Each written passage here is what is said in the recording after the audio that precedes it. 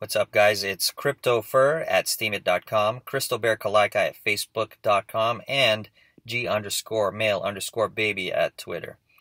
There's a reason why I had the sun shining down here and here, because I just wanted to talk about scams and how we need to protect ourselves when we go into markets.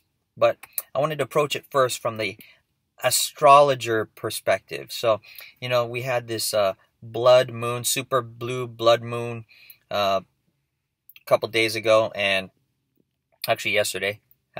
And I just wanted to let you know that I'm an expert in astrology, and so you should follow everything I say. And so, whenever you have an eclipse going on like that, you're going to have the same kind of energies in the markets. And we saw the Republicans got on a train, and they were going to their gathering, and they were eclipsed by a trash truck. See, so there's the signs of the energy coming in. The bigger energy was eclipsed by the smaller one, just like the sun is eclipsed by the earth, and the moon doesn't get as much light, so it becomes a blood moon. Yeah, we're having this kind of energy as well. You're seeing it with Bitcoin and Ethereum. So all the people who are in the flippening camp, they believe that Ethereum is going to flip above the value of the market cap of Bitcoin. The Ethereum is going to eclipse the bigger one. So we have this eclipsing energy. We had the State of the Union address, and the Democrats are the bigger, more popular party, and the Republicans, through Donald Trump's speech, have eclipsed the energy of the Democrats, and we're going to see the death and the bleeding of the Democrats. So this is what I'm saying. Just in the temporary time, you need to be more aware of what's going on in the heavens, and I'm going to stop right there. I just want to let you guys know that if you were believing me all along to this point, and unfortunately I might have lost some people because of it, but if you were the type that believed me to this point, you're the type that is easily scammed. Yes, I put in some very interesting and potentially valid points, but they're unprovable. And this is why I don't like to use astrology, astronomy, numerology, any of this stuff to try to predict markets. If you're going to invest in a market, first of all, the biggest risk in, like, say, cryptocurrencies. Cryptocurrency is the main one that I talk about because, to me, I'm the most excited about it because it's the newest market. It has the most opposition, and I think that right now we're having big crashes, so everybody's kind of scared of it. I love this. I see it as a great opportunity to enter. At first, I thought I missed out on the cryptocurrency upwave when it got up to 20,000. And then when it crashed down to 12 and 10, I was like, oh, yes. And I got right in at 10. And now it's coming down to 8,400 for Bitcoin. I'm just talking Bitcoin price right now. And I'm excited about that. Buy more. I buy more. I buy more. And in fact, today, I didn't even need to inject any more money into the market to know that I wanted to buy more, because there's a ratio between Ethereum and Bitcoin where some people believe that Ethereum is going to increase in market value and capitalization to overtake Bitcoin and become the new super coin.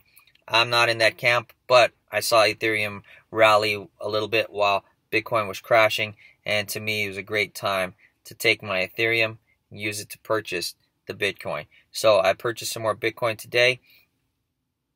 Do I know what's going to happen to Bitcoin tomorrow? I have no idea. They could fall. But I arbitrage the prices between the two coins and between the other coins. I've said that in other videos as well.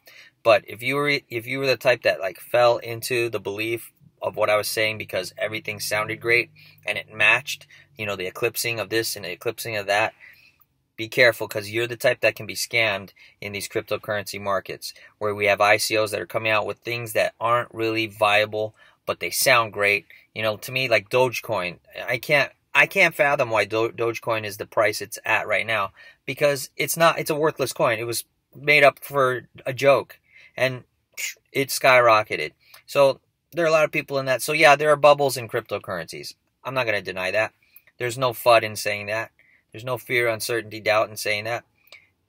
Are we nearing an end? I think we are. I think that 10,000 is about the mark where we found a little bit of footing.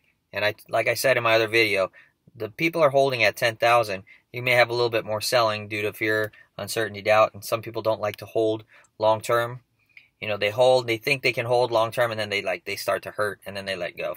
So yeah, you still have some more selling. So, but I think right about here, technically, based on the charts and the way I see things, people who understand it and listen to their reporting, we're at a level where we have a floor here, where we have a new place to springboard off of, to have a higher market. Is that FOMO to get you to come into the markets? That's on you. Initially, when you invest, you need to find out more about the market and learn what you're investing in, or speculating in this case, because really cryptocurrencies, most of them are not investments, because an investment is you put money in, you're immediately getting money back at the end of the month or the end of the week. There's an immediate payout. That's an investment. With this, there's no immediate payout. We're putting money in and you're betting on price changes. You want it to go higher, and then you have to sell it higher in order to realize any return on your funds. So this is pure speculation. And that, not to say that won't change in the future. It may change, where cryptos may pay us interest.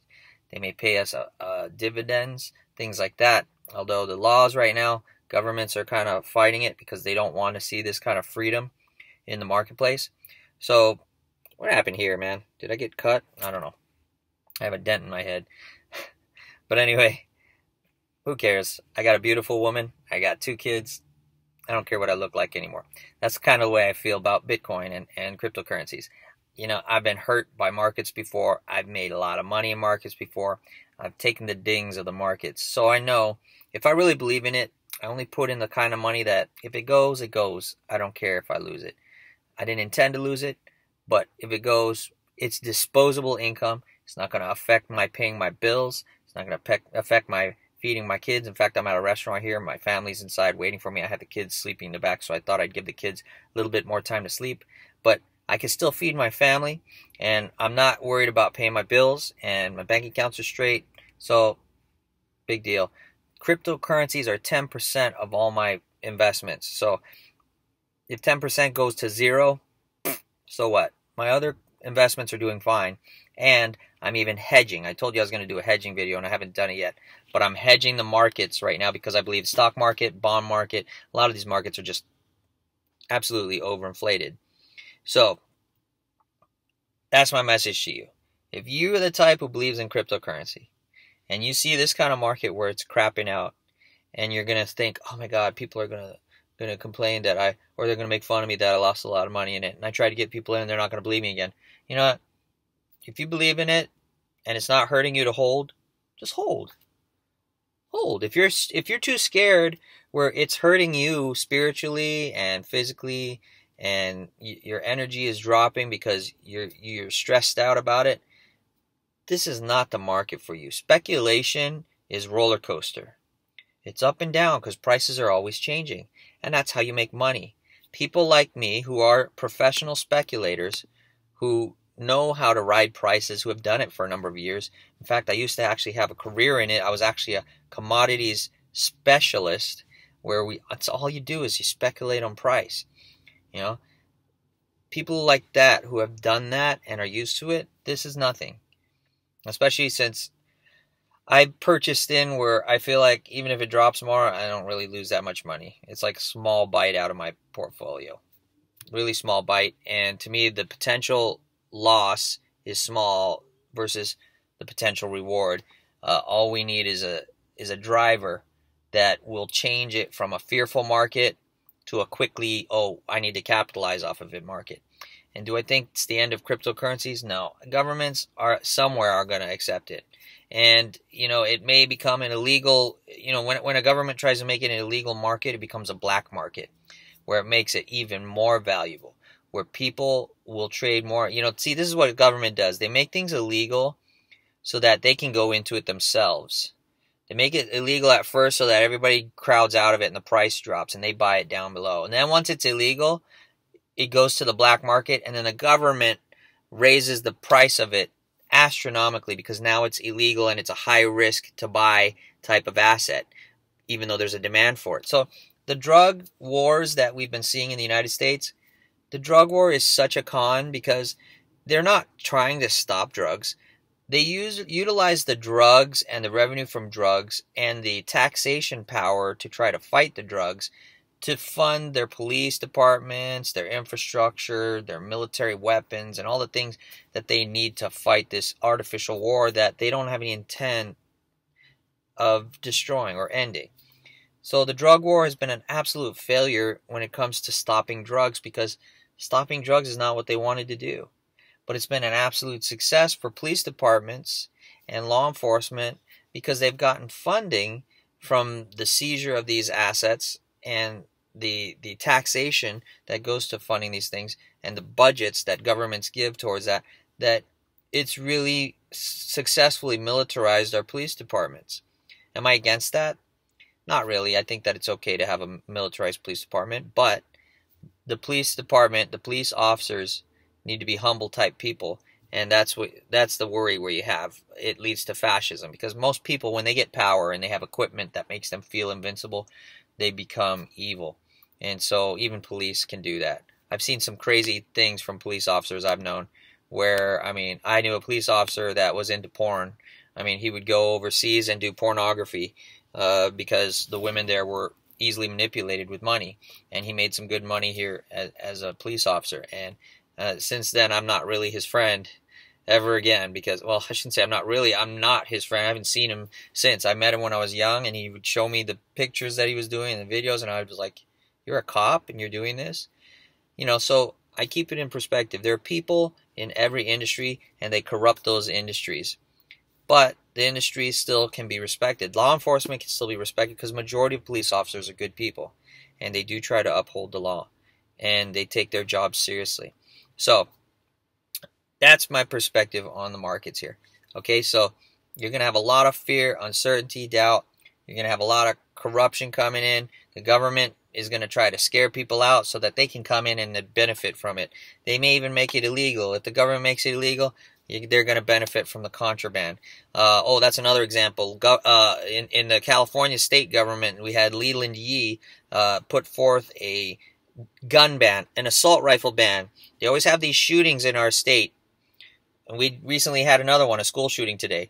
They have these shootings in the state to get the people so riled up about guns. They're anti-gun so that they support the senators in making guns illegal.